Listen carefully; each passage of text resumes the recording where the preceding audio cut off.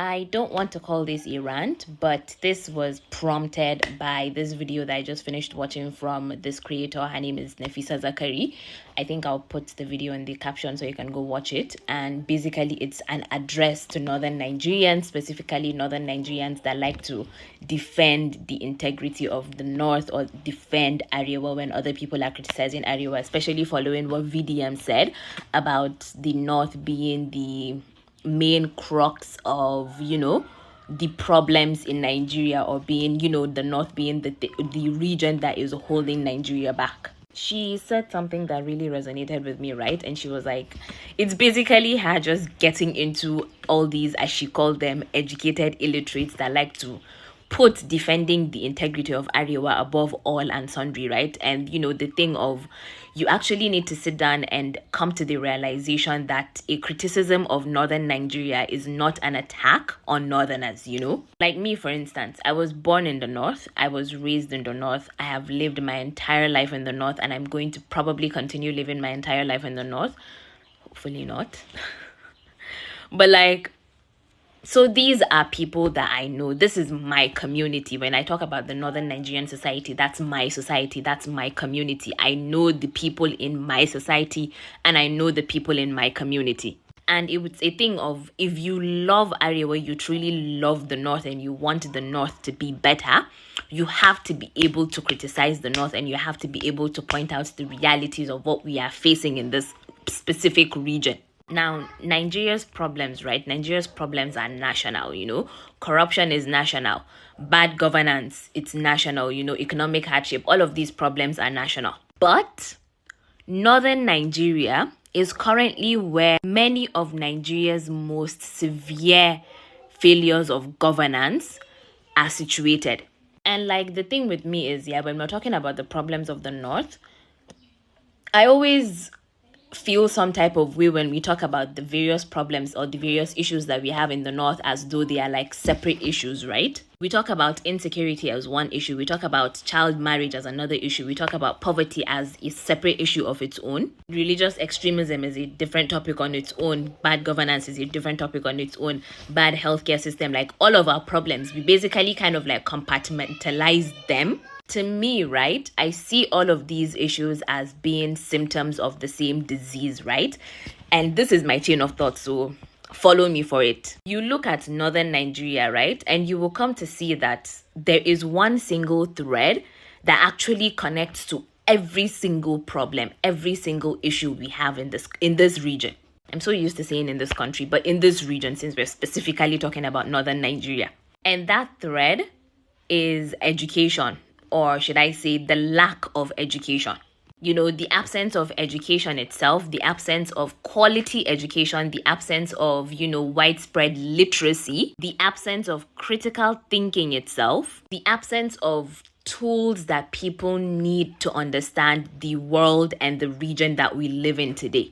To question what they are told, to demand for better for themselves, to even dare to even think of better for themselves. Because when education fails, right, everything else starts to fail starts to fail after it. It's like a domino effect. When education fails, poverty becomes much easier to sustain. When education fails, manipulation becomes easier. When you talk about education failing, that is exactly the time where extremism, specifically religious extremism, begins to find a fertile ground to grow on. When education fails, it becomes way harder for us to hold politicians accountable. It also becomes a lot more easier for misinformation to spread as quickly as possible. Because nobody is doing any form of critical thinking. Nobody is doing any form of research. Nobody is trying to search this thing to see if it is true or not. It's just take. And most importantly, right, when education fails, generations of people keep getting stuck in cycles that they did not create, but they will forever continue to struggle to escape it. That is why, to me, right, I see education as being the biggest and the most important foundation upon which every single solution that we're going to give in this northern Nigeria, it has to be built on that. Education has to be the foundation where that solution should be built on. And let's even look at the numbers, right? Nigeria currently has the most out of school children in the world, according to UNICEF. We have like about 10.5 million out of school children in the in Nigeria, making us the most in the world. You look at that, and then you think about where are these out of school children, right? Because they just give us like the ballpark of numbers in Nigeria. Over 60% of those out of school children, over 60% of that 10.5 million children that we have, they come from northern Nigeria. Specifically, they are more congested in states like Kano. Kano has the most out of school children in the entire country. It has almost 1 million out of school children in that state. You have Jigawa State, you have Katsina State, and I think is it Gusau or something, I can't remember. Going back to the numbers, out of every 5 out of school children in the world, 1 of them is Nigerian. Out of every 5 out of school children in the world, 1 of them is Nigerian. There was also this report that was done in 2022 by, I think, was it Youth Hub Africa or so, in collaboration or with the help of Christian Aid or so, where they ranked the basic education performance in the various states in the country. They basically assessed states using indicators like school attendance, learning outcomes, access to education itself, infrastructure, literacy, numeracy, and the states overall compliance with basic education standards. And when the results came out, it was genuinely so jarring. Ondo State came out as ranking number 1 with 98%. FCT came out as second with 96%. Ebonyi was third with 90%. Rivers was fourth with 85%. Imo was fifth with 80%. And what was the most jarring to me regarding that list was the fact that almost every single top performing state on that list came from southern Nigeria. It came from the south. FCT was the only northern entry on that list. On the top 10, FCT was the only northern entry. And at the bottom of that list, at the bottom of the ranking with 0, was Gombe, Zamfara, Katsina, and Sokoto. They all recorded 0 because according to the report, the states failed to meet the minimum recommendations for basic quality education, because many of these learners that they studied, they lacked foundational literacy and numeracy skills, and these are skills that are needed for someone to function in a society.